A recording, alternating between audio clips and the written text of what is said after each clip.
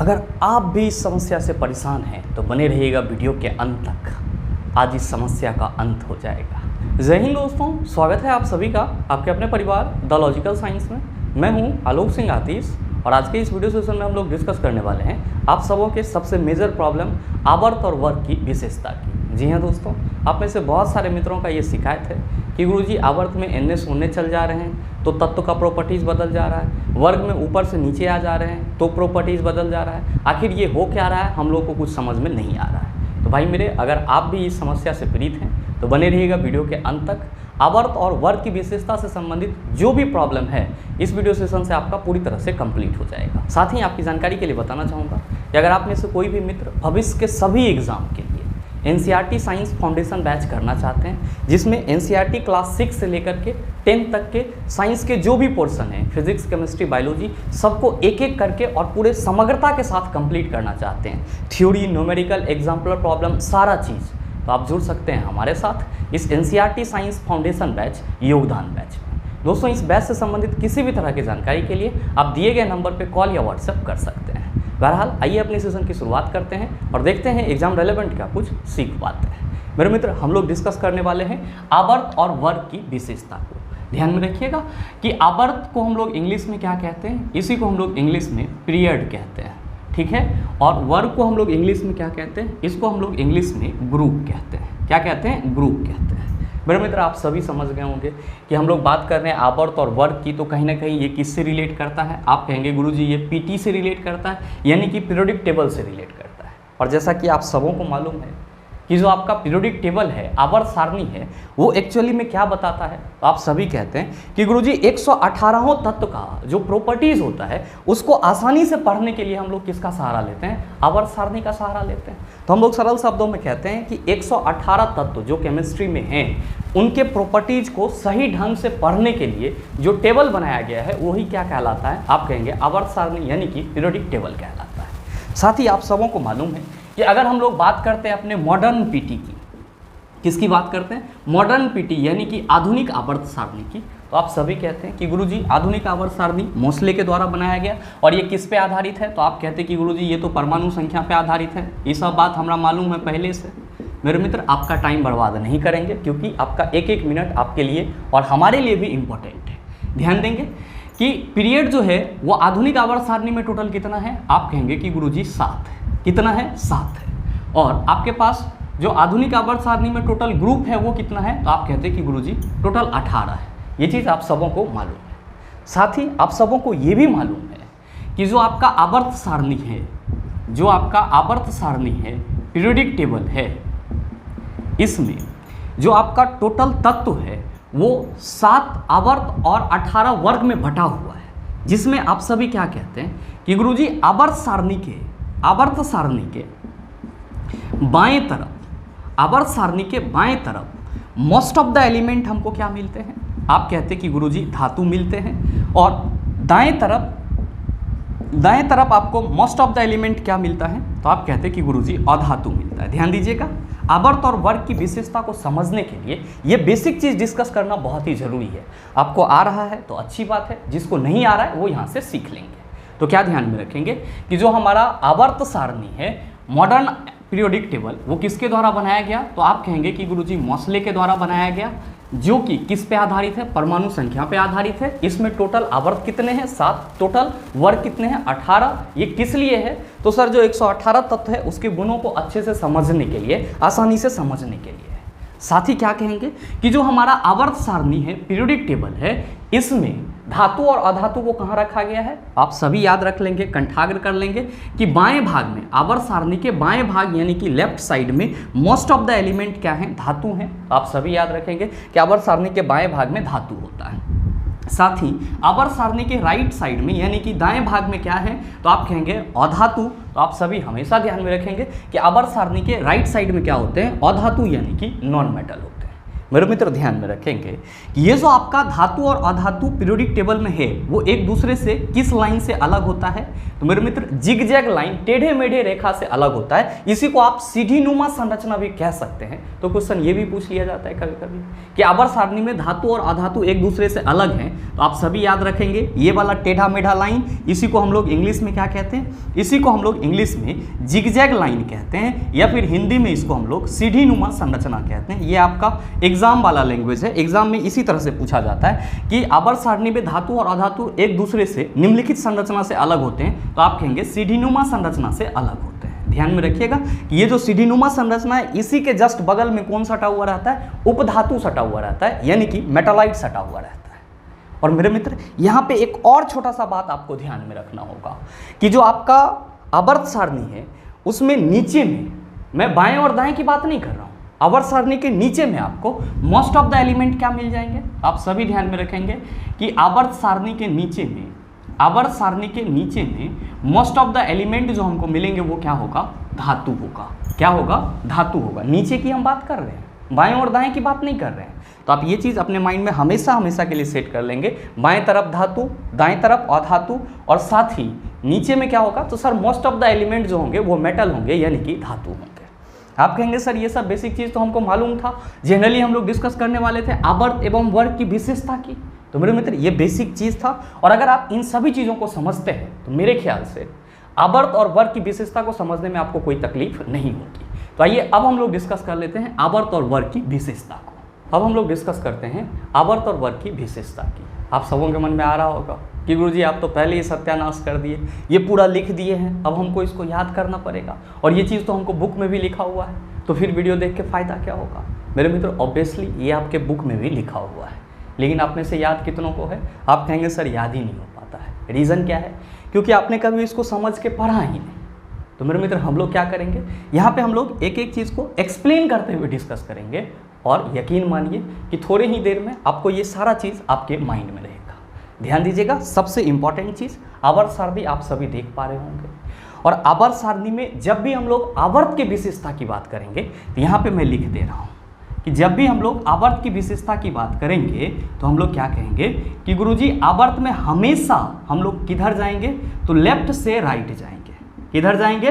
Left से right जाएंगे। ध्यान में रखिएगा कि बाएं से दाएं जाएंगे, बाएं से दाएं जाएंगे। जब भी हम लोग आवर्त में विशेषता की बात करेंगे तो किधर से किधर देखेंगे? आप कहेंगे बाएं से दाएं। किधर से किधर? बाएं से दाएं, लेफ्ट टू राइट।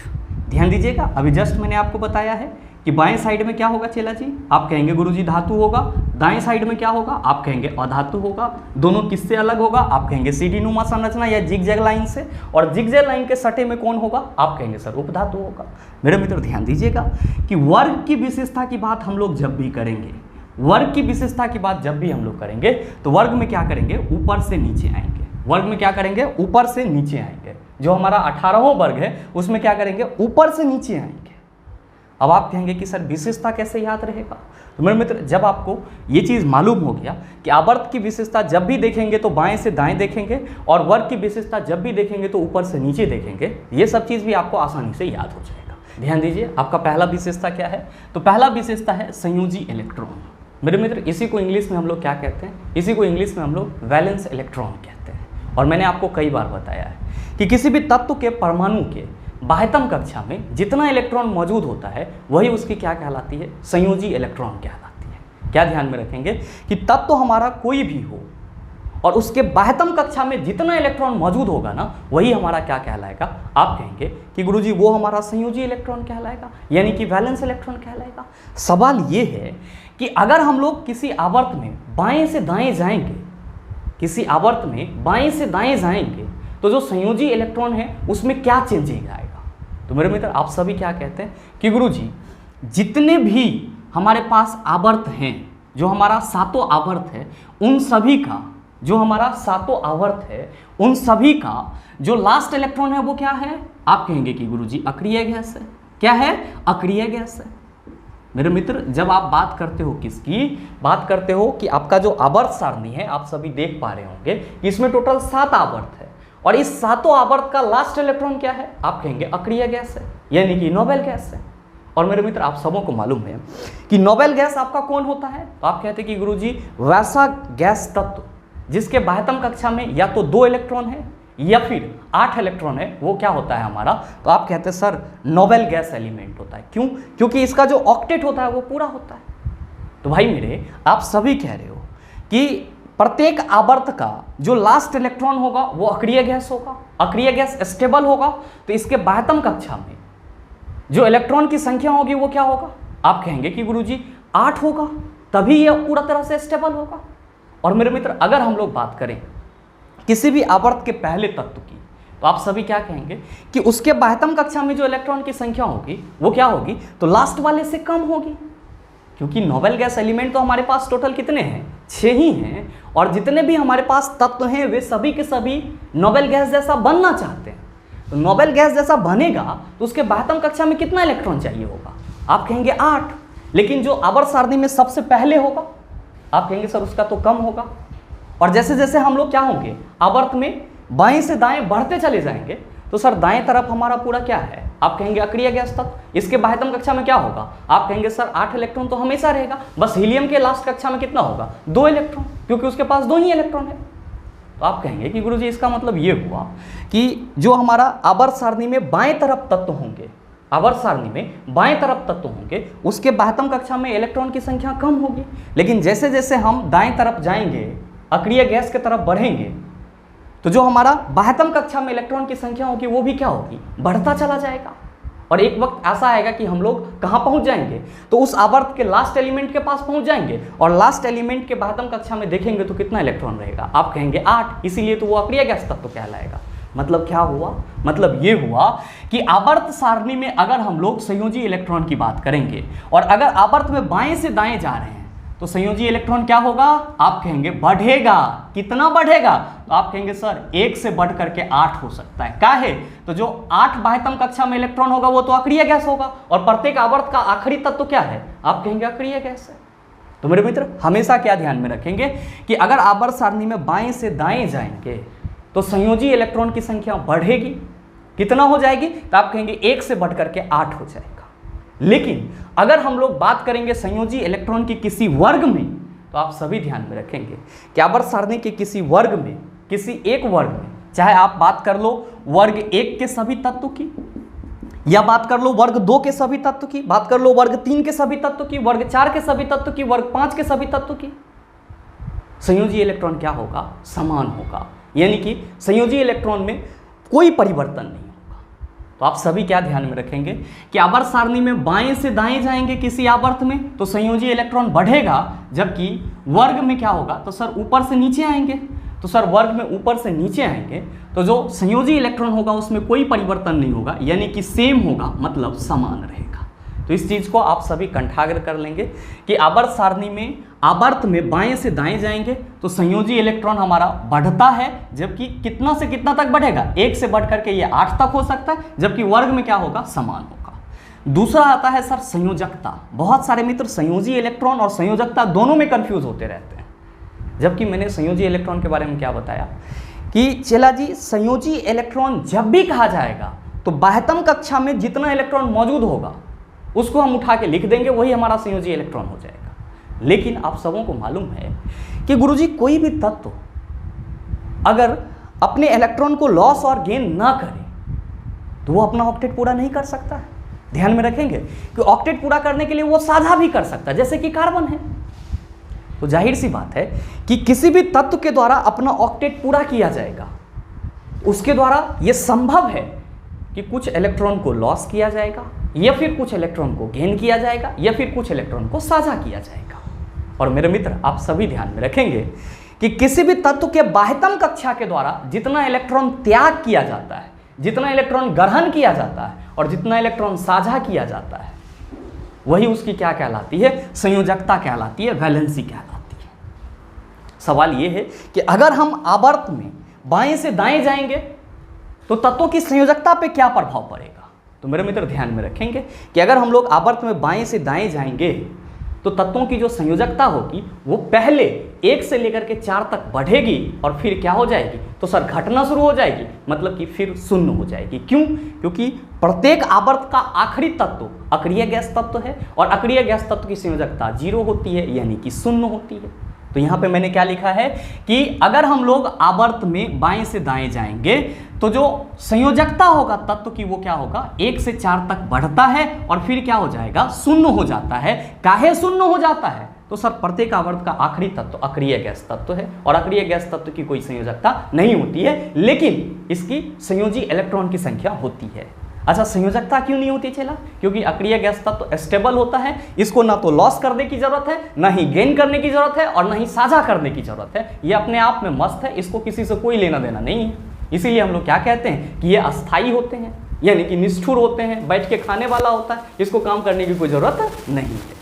तो आप सभी ये समझ गए होंगे कि आवर्त सारणी में बाएं से दाएं चलेंगे तो क्या होगा, आप कहेंगे सर संयोजी इलेक्ट्रॉन जो है वो बढ़ करके 1 से 8 हो जाएगा, जबकि वर्ग में क्या होगा, ऊपर से नीचे आने पर संयोजी इलेक्ट्रॉन समान होगा, लेकिन संयोजकता तो सर आवर्त में बाएं से दाएं जाने पर 1 से 4 तक बढ़ता है, फिर क्या हो जाएगा, शून्य हो जाता है।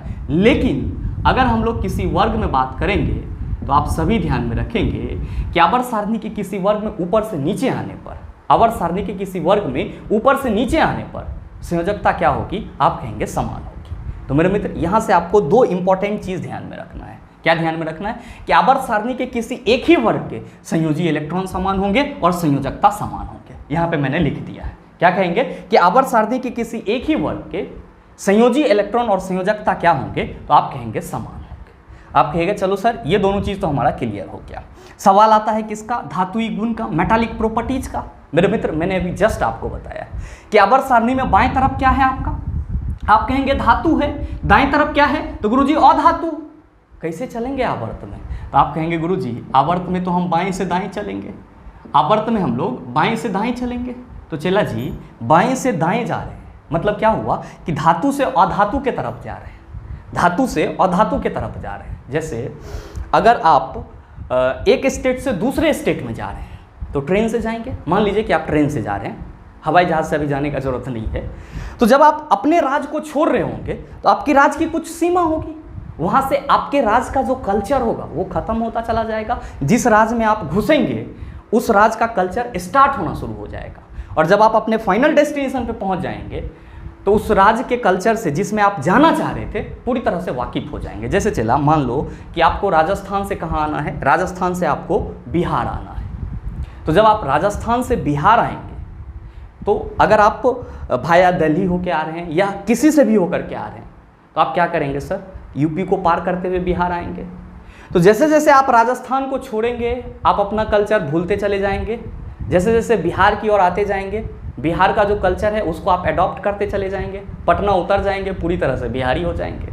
मेरे मित्र ध्यान देंगे कि आवर्त सारणी में चूंकि लेफ्ट साइड में धातु है, हम जा रहे हैं बाएं से दाएं, मतलब धातु से अधातु के तरफ। तो चला जी धातु से अधातु के तरफ जाएंगे तो आप कहिएगा सर अधातु के गुण बढ़ेगा, अधातु हमारा अलग राज्य हो गया, मान लो बिहार हो गया, हमको बिहार जाना है, तो आप बिहार में आ गए तो क्या होगा, आप कहेंगे सर अधातुई गुण में वृद्धि होगी, जबकि आप जिस स्टेट से उस वाले गुण में क्या हो जाएगा, आप कहेंगे कमी हो जाएगी। तो मेरे मित्र अगर हम लोग धातुई गुण की बात करेंगे किसमें, आवर्त में, कहाँ जाएंगे, बाएं से दाएं, मतलब किधर जा रहे हैं, धातु से अधातु के तरफ। तो आप कहेंगे गुरुजी धातुई गुण तो कम जाएगा। चला जी मैंने पहले लिख दिया है कि धातुई गुण क्या हो जाएगा, कम जाएगा। वृद्धि किस में होगा, आप कहेंगे दाएं तरफ चूंकि अधातु है तो वृद्धि सर अधातु में होगा। तो हमेशा ध्यान में रखिएगा कि आवर्त सारणी में बाएं से दाएं जाने पर धातुई गुण में क्या होगा, आप कहेंगे कमी होगी। यहाँ पे मैं कमी लिख दे रहा हूँ सर, धातुई गुण में कमी होगी, जबकि दाएं तरफ मोस्ट ऑफ द एलिमेंट हमको जो है वो अधातु मिलेगा, तो अधातुई गुण में वृद्धि होगी। सवाल ये है कि गुरुजी अगर हम लोग इसी मेटालिक प्रॉपर्टीज की चर्चा वर्ग में करेंगे तब क्या कहेंगे। तो मेरे मित्र इसीलिए मैंने आपको शुरुआत में बताया था कि आप सभी ध्यान में रखिएगा कि आवर्त सारणी के जब हम लोग नीचे के तत्वों की बात करते हैं, न बाएं न दाएं, तो मैंने आपको क्या बताया कि आवर्त सारणी में जो नीचे के तत्व हैं, यानी कि पीटी में जो आपका नीचे के तत्व हैं उसमें मोस्ट ऑफ द एलिमेंट आपको क्या मिलेंगे, धातु मिलेंगे। तो अगर आपको ये बात याद है कि हमको गुरुजी ने बताया था कि आवर्त सारणी के नीचे में मोस्ट ऑफ द एलिमेंट धातु होते हैं, और आपसे क्वेश्चन ये पूछा जाए कि किसी आवर्त सारणी के वर्ग में ऐसे पूछा जाए कि किसी आवर्त सारणी के वर्ग में ऊपर से नीचे आया जाए, आवर्त सारणी के वर्ग में ऊपर से नीचे आया जाए तो तत्वों के धातुई गुण में क्या होगा? आप कहेंगे गुरुजी ने बताया था कि नीचे में मोस्ट ऑफ द एलिमेंट हमको धातु मिलेगा, तो जाहिर सी बात है वर्ग में ऊपर से नीचे आएंगे तो धातुई गुण में क्या होगा? वृद्धि होगा। तो मेरे मित्र वही तो मैंने यहाँ पे लिखा है। क्या लिखा है कि जब हम लोग मेटालिक प्रॉपर्टीज की बात करेंगे तो आप कहेंगे कि आवर्त सारणी में हम बाएं से दाएं जाएंगे अगर किसी आवर्त में, तो धातुई गुण में कमी और अधातुई गुण में वृद्धि होगा। लेकिन अगर हम वर्ग में ऊपर से नीचे आएंगे तो आप कहेंगे सर नीचे में most of the element metal मिलेगा, इसीलिए हम लोग कहेंगे कि वर्ग में ऊपर से नीचे आने पर धातुई गुण में क्या होगी? वृद्धि होगी। धातुई गुण में क्या होगी? वृद्धि होगी। अब ध्यान दीजिएगा कि वर्ग में ऊपर से नीचे आ रहे हैं तो धातुई गुण में क्या हो रहा है? वृद्धि। कंसेप्ट आपने क्या लगाया कि गुरुजी नीचे में मोस्ट ऑफ द एलिमेंट जो है हमको वो क्या मिलेगा? आप कहेंगे धातु मिलेगा। लेकिन अगर क्वेश्चन उल्टा के पूछ दिया जाए कि अगर हम लोग आवर्त सारणी के किसी वर्ग में नीचे से ऊपर जा रहे हैं, अभी तक क्या था? तो सर ऊपर से नीचे, तो ऊपर से नीचे आया तो धातुई गुण में क्या हुआ? आपने कहा वृद्धि होगा। लेकिन अगर आपका क्वेश्चन ये पूछा जाए कि आवर्त सारणी के किसी वर्ग में नीचे से ऊपर जाने पर धातुई गुण में क्या होगा, तब आप क्या कहेंगे? आप कहेंगे गुरुजी जब ऊपर से नीचे आ रहे हैं तो धातुई गुण क्या हो रहा है? बढ़ रहा है। अगर हम लोग वर्ग में नीचे से ऊपर जाएंगे तो धातुई गुण में क्या होगा? आप कहेंगे कमी होगी। बढ़ेगा कौन? अधातुई गुण बढ़ेगा। तो ये चीज भी आप ध्यान में रखेंगे कि वर्ग में अगर हम ऊपर से नीचे आएंगे तो मेटालिक प्रॉपर्टीज बढ़ जाएगा, अगर नीचे से ऊपर जाएंगे तो आप कहेंगे घट जाएगा। ध्यान दीजिएगा। नेक्स्ट आपका है प्रॉपर्टीज इलेक्ट्रॉन प्रीति, जिसको हम लोग इलेक्ट्रॉन एफिनिटी भी कहते हैं, इसी को हम लोग हिंदी में इलेक्ट्रॉन बंधुता भी कहते हैं। आप कहेंगे सर ये क्या होता है? तो मेरे मित्र आप सभी ध्यान में रखेंगे कि इलेक्ट्रॉन बंधुता नाम से ही स्पष्ट है कि ये इलेक्ट्रॉन को क्या करेगा? बांधेगा। क्या करेगा? बांधेगा। तो किस में बांधेगा? तो आप कहेंगे सर किसी भी उदासीन गैसीय परमाणु में जो एक इलेक्ट्रॉन जुड़ रहा होता है उस वक्त जो ऊर्जा होता है वही क्या कहलाता है? आप कहेंगे इलेक्ट्रॉन एफिनिटी यानी कि इलेक्ट्रॉन प्रीति कहलाएगा। ध्यान में रखिएगा कि कोई भी परमाणु ऑटोमेटिकली क्या होता है? उदासीन होता है, जब तक कि वो क्या करे तो इलेक्ट्रॉन को लॉस या गेन नहीं करे, हमेशा ध्यान में रखना है। तो यहाँ पे अगर हम लोग इलेक्ट्रॉन प्रीति की बात कर रहे हैं मतलब इलेक्ट्रॉन बंधुता की बात कर रहे हैं, इलेक्ट्रॉन जुड़ेगा तो किस में जुड़ेगा? आप कहेंगे सर किसी गैसीय उदासीन परमाणु में इलेक्ट्रॉन जुड़ेगा। तो मेरे मित्र किसी गैसीय उदासीन परमाणु में इलेक्ट्रॉन जुड़ने में या जुड़ने के दौरान जो आपका एनर्जी वहाँ पे लगता है वही क्या कहलाता है? इलेक्ट्रॉन एफिनिटी या इलेक्ट्रॉन बंधुता कहलाता है, या इसी को हम लोग इलेक्ट्रॉन प्रीति भी कहते हैं। आप कहेंगे चलो सर ये तो हम समझ गए कि इलेक्ट्रॉन प्रीति या इलेक्ट्रॉन एफिनिटी या फिर इलेक्ट्रॉन बंधुता होगा, मतलब उदासीन परमाणु में इलेक्ट्रॉन जुटेगा, तब जो वहाँ पे ऊर्जा होगा वही हमारा इलेक्ट्रॉन एफिनिटी कहलाएगा। लेकिन ये बताओ कि आवर्त सारणी में अगर हम लोग किसी आवर्त में बाएं से दाएं जाएंगे तो किसी भी तत्व का जो इलेक्ट्रॉन एफिनिटी होगा उस पर क्या प्रभाव पड़ेगा?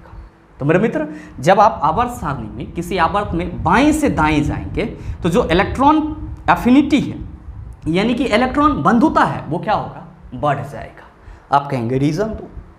तो मेरे मित्र जरा सा ये बताऊं, मैंने आपको बोला इलेक्ट्रॉन प्रीति में गैसीय उदासीन परमाणु में क्या होगा? इलेक्ट्रॉन जुटेगा। तो इलेक्ट्रॉन जुटेगा मतलब इलेक्ट्रॉन कहीं बाहर से आएगा।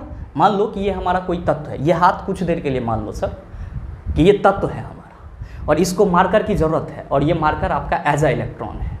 तो आप क्या कहेंगे कि गुरुजी इसमें आकर के ये मार्कर इस तरह से जुट गया, इसके जुटने के दौरान कुछ ना कुछ क्या होगा? आप कहेंगे सर एनर्जी निकला होगा, ये तो हमारा इलेक्ट्रॉन एफिनिटी कहलाएगा। कितना एनर्जी निकल रहा है? ये इलेक्ट्रॉन एफिनिटी कहलाएगा। लेकिन हमारे अंदर इस मार्कर को एक्सेप्ट करने की क्षमता भी तो होना चाहिए। आप कहेंगे बिल्कुल, बगैर क्षमता के हम कैसे इसको जोड़ सकते हैं? तो मेरे मित्र मैं बस आपको यही समझाना चाह रहा था कि जो आपका मेटल होते हैं, जो मेटल होते हैं वो क्या करते हैं? जनरली इलेक्ट्रॉन लॉस करते हैं, जबकि जो नॉन मेटल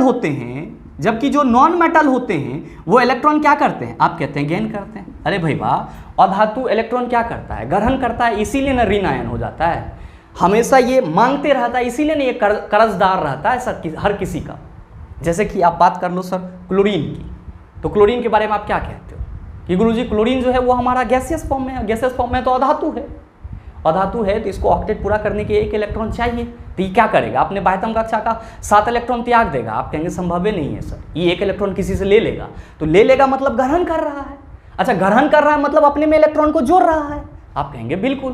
तो मेरे मित्र, जो इलेक्ट्रॉन ग्रहण करने की प्रवृत्ति होगी तो वहीं पे इलेक्ट्रॉन जुड़ने की भी बात की जाएगी, और जब इलेक्ट्रॉन जुड़ने की बात की जाएगी और इलेक्ट्रॉन ग्रहण करने की बात की जाएगी तो आप कहिएगा ये क्षमता तो अधातु में होता है। भाई मेरे, मैं आपको यही समझाना चाह रहा था कि दाएं तरफ आपका मोस्ट ऑफ द एलिमेंट क्या है। आप कहेंगे सर अब ये बताएं, अधातु है। अधातु में क्या होती है, इलेक्ट्रॉन ग्रहण करने की क्षमता होती है। ग्रहण करेगा मतलब इलेक्ट्रॉन जोड़ेगा। तो आप ही बताओ ना कि इलेक्ट्रॉन जोड़ने का जो क्षमता है उसको आप इलेक्ट्रॉन एफिनिटी कह रहे हो, तो बाएं से दाएं जाओगे तो क्या होगा। आप कहेंगे दाएं साइड में मोस्ट ऑफ द एलिमेंट अधातु है, इसीलिए इलेक्ट्रॉन प्रीति क्या होगा, बढ़ेगा।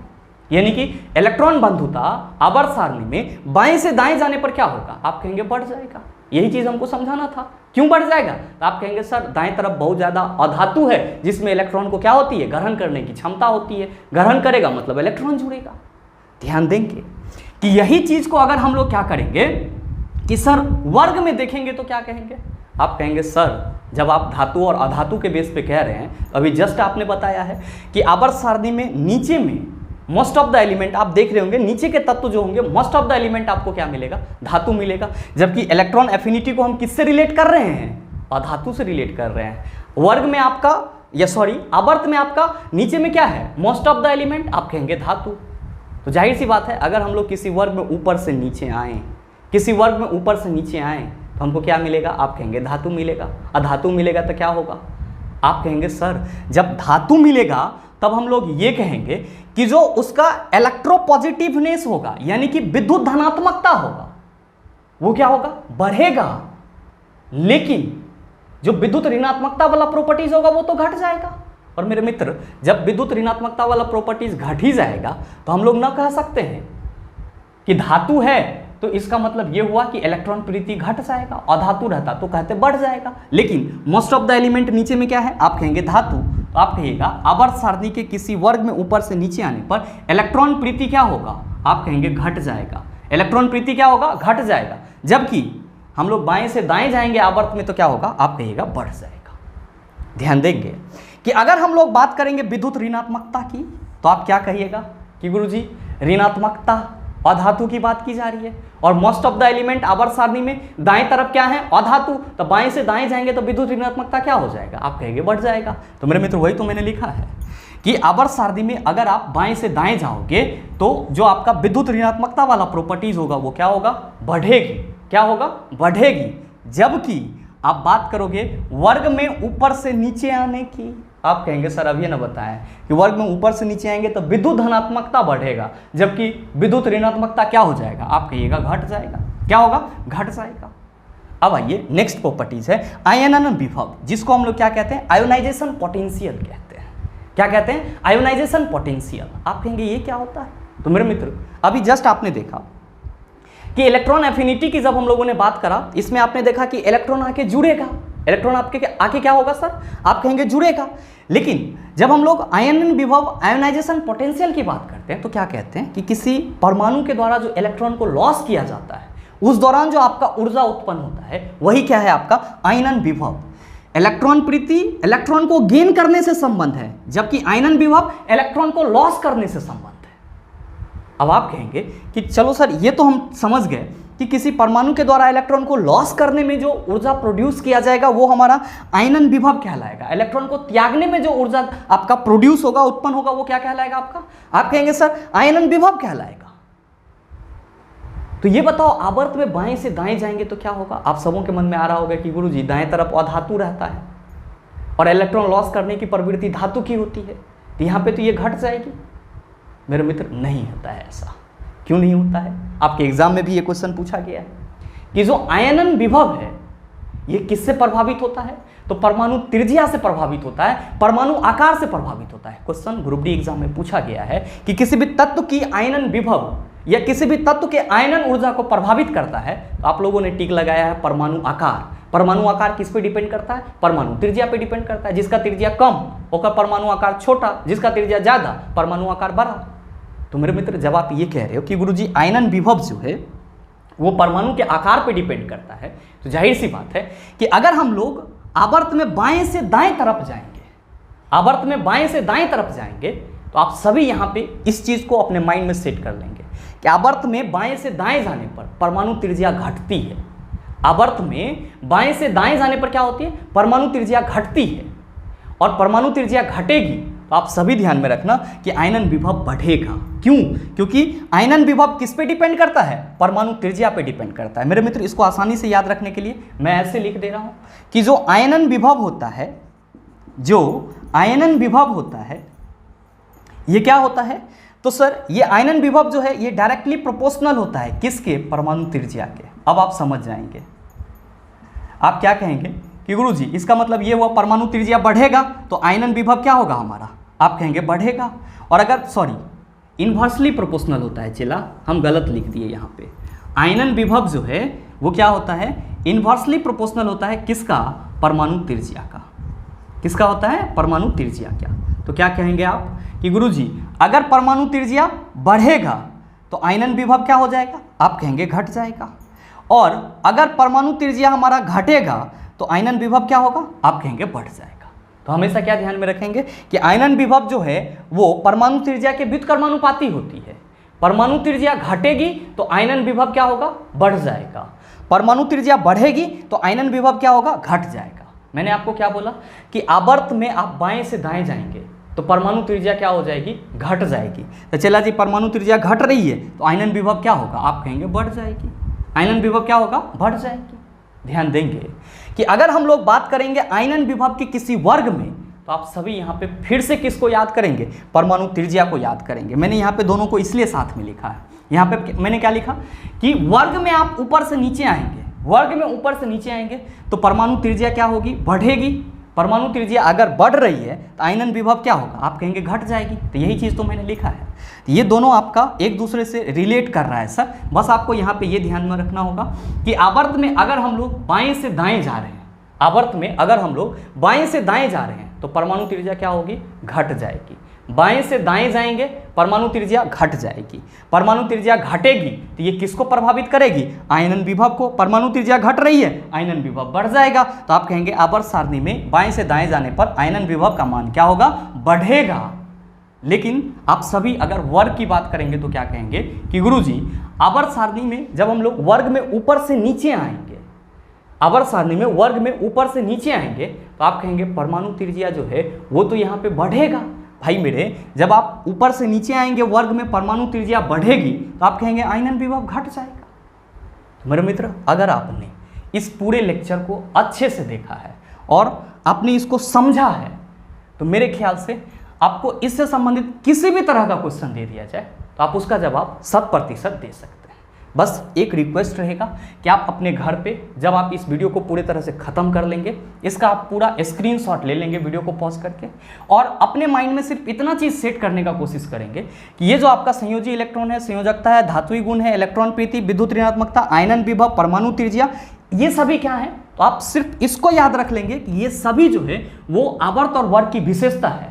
बाकी की अगर आपने लेक्चर अच्छे से देखा है और ये विशेषता आपको पूरा याद है तो कब घटेगा कब बढ़ेगा, मेरे ख्याल से आपको कोई दिक्कत नहीं होगा इसमें।